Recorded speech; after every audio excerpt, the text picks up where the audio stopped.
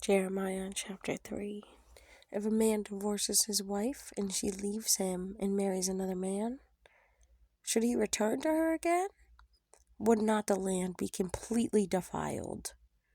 But you have lived as a prostitute with many lovers. Would you now return to me? Declares the Lord. Look up to the barren heights and see, is there any place where you have not been ravished? By the roadside you sat waiting for lovers, sat like a nomad in the desert. You have defiled the land with your prostitution and wickedness. Therefore the showers have been withheld, and no spring rains have fallen.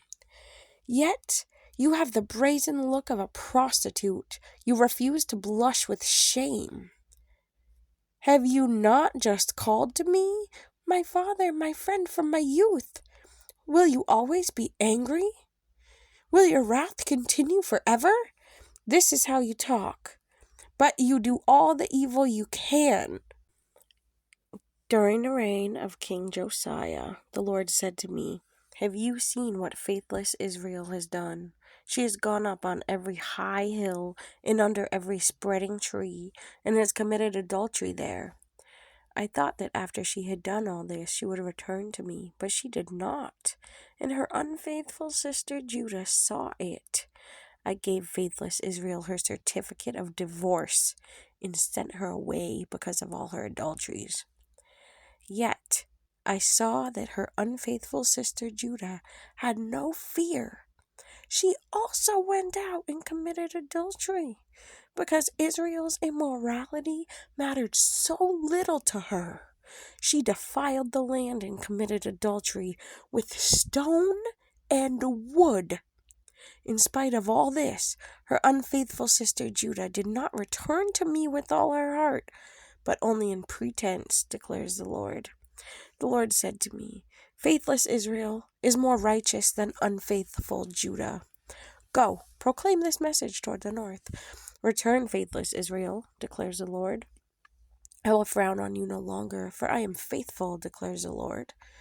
I will not be angry forever. Only acknowledge your guilt. You have rebelled against the Lord your God. You have scattered your favors to foreign gods under every spreading tree, and have not obeyed me, declares the Lord. Return, faithless people, declares the Lord, for I am your husband. I will choose you, one from a town and two from a clan, and bring you to Zion. Then I will give you shepherds after my own heart, who will lead you with knowledge and understanding. In those days, when your numbers have increased greatly in the land, declares the Lord, people will no longer say, the ark of the covenant of the Lord. It will never enter their mind or be remembered. It will not be missed, nor will another one be made. At that time they will call Jerusalem the throne of the Lord, and all the nations will gather in Jerusalem to honor the name of the Lord. No longer will they follow the stubbornness of their evil hearts. In those days, the people of Judah will join the people of Israel, and together they will come from a northern land to the land I gave your ancestors as an inheritance. I myself said, how gladly would I treat you like my children and give you a pleasant land, the most beautiful inheritance of any nation. I thought you would call me Father and not turn away from following me. But, like a woman unfaithful to her husband, so you, Israel, have been unfaithful to me, declares the Lord.